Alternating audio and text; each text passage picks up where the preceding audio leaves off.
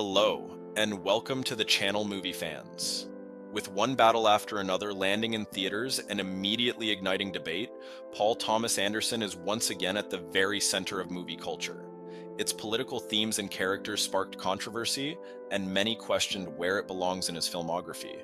It's another one of his movies that has split the audience right down the middle, which, for Paul Thomas Anderson, is exactly the point. He has never made movies that quietly pass through culture. His films demand attention and drive conversation.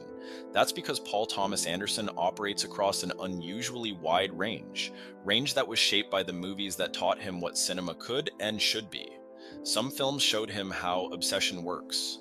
Others showed him how chaos can still have structure, how intimacy can be expressed without words, or how genre can be bent without breaking. So in this video, instead of listing his influences chronologically, I organized them by theme, focusing on what sparked the ideas, moods, and cinematic languages that keep reappearing across his work. Grab a warm drink, settle in, and let's go through 10 movies that deeply inspired Paul Thomas Anderson and why they mattered. When people talk about Anderson at his most intense, two films usually come to mind: There Will Be Blood and The Master. Both center on men driven by obsession, men who are powerful, charismatic, and deeply damaged. What is striking is how similar the emotional core of these films is, even though they look and feel completely different on the surface. To understand that shared core, we need to look at three of Paul Thomas Anderson's favorite films and how he drew from them. The first and most important is The Treasure of the Sierra Madre, a John Huston's masterpiece about how greed eats men from the inside out. Anderson has said that the film taught him the importance of simply telling the story.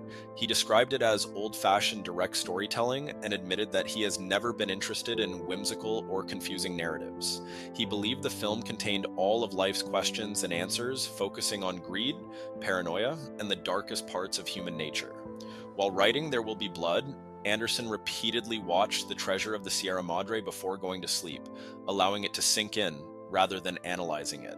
He was searching for storytelling that was completely straightforward and disciplined, with nothing clever or structurally flashy.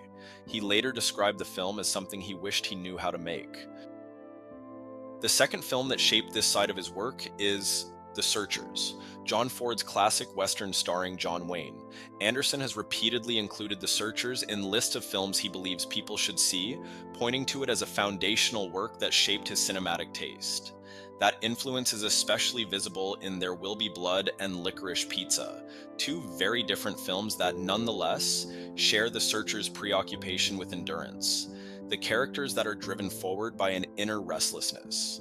As a touchstone of American cinema, The Searchers represents the kind of classical filmmaking Anderson continues to study and carry forward, even as he reshapes those ideas into his own distinct voice. The third film that shaped this theme is Bad Day at Black Rock, John Sturges's tense thriller that blends noir and Western elements. Paul Thomas Anderson once cited the film directly when giving advice to aspiring filmmakers. He urged them to work their way up, save their money, forget film school, and instead watch Bad Day at Black Rock while listening to John Sturges's commentary, saying they would learn more about filmmaking that way than from 4 years of formal education. Sturges's film tells the story of a mysterious drifter who arrives in a small southwestern town searching for one man. In doing so, he slowly exposes fear, violence, and buried guilt beneath the town's quiet surface. For Paul Thomas Anderson, Bad Day at Black Rock stands as a lesson in discipline and control, showing how tension, character, and moral unease can be built through restraint rather than excess. If There Will Be Blood turns inward, focused on deep psychological obsession, Magnolia and Boogie Nights explode outward and represent a very different approach in Anderson's work. Instead of isolating a single character, he shifts toward chaos, embracing a louder, faster, and more emotionally crowded style of filmmaking. To understand how he learned to control that kind of scale, we need to look at the films that inspired this side of his work. The key blueprint for this approach is Nashville, Robert Altman's sprawling ensemble dramedy. When asked during a Reddit AMA to name Altman's best film, Anderson immediately pointed to Nashville, a movie built around dozens of intersecting lives unfolding over 5 days leading up to a political concert. Anderson has long been open about how deeply Altman influenced him, even dedicating There Will Be Blood to the late filmmaker. While writing Boogie Nights, Anderson looked directly to Nashville as a model for handling large casts, overlapping dialogue, and interwoven storylines. He used Altman's approach as a foundation while developing his own louder and more kinetic style. That influence carries forward into films like Magnolia and even into Licorice Pizza, which returns to the San Fernando Valley with the same affection for place and community that Altman brought to Nashville.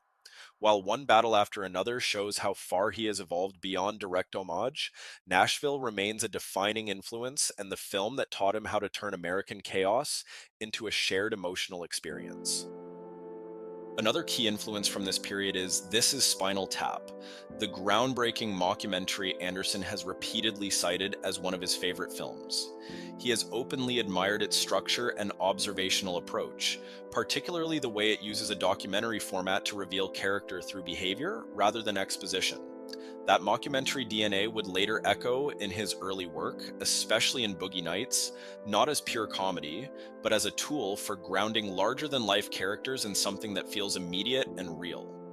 More than anything, Spinal Tap reflects Anderson's appreciation for clever form, social observation, and films that reshape how stories can be told. There is also a more emotional side of Anderson's work, which is seen most clearly in films like Phantom Thread and Punch Drunk Love. That sensibility is already present in one of the films he has long admired, What's Eating Gilbert Grape. During casting for Boogie Nights, Anderson was eager to meet Leonardo DiCaprio, largely because he had been a longtime fan of his work ever since Gilbert Grape.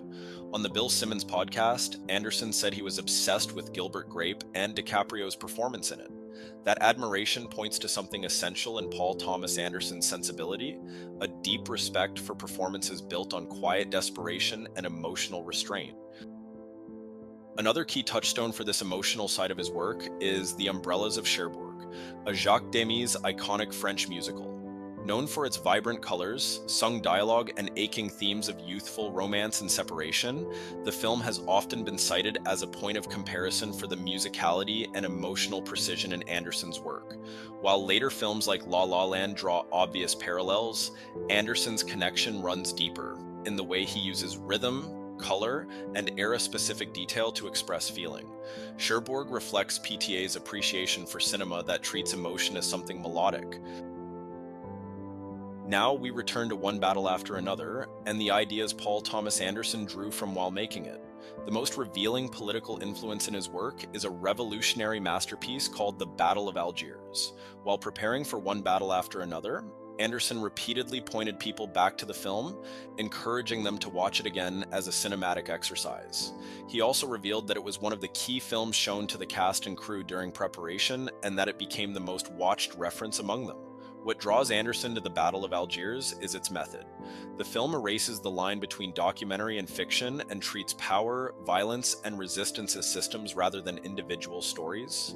By pointing to it so directly, Anderson signals a shift away from personal psychology towards something broader, using cinema to observe how belief, authority, and control move through crowds, cities, and history itself.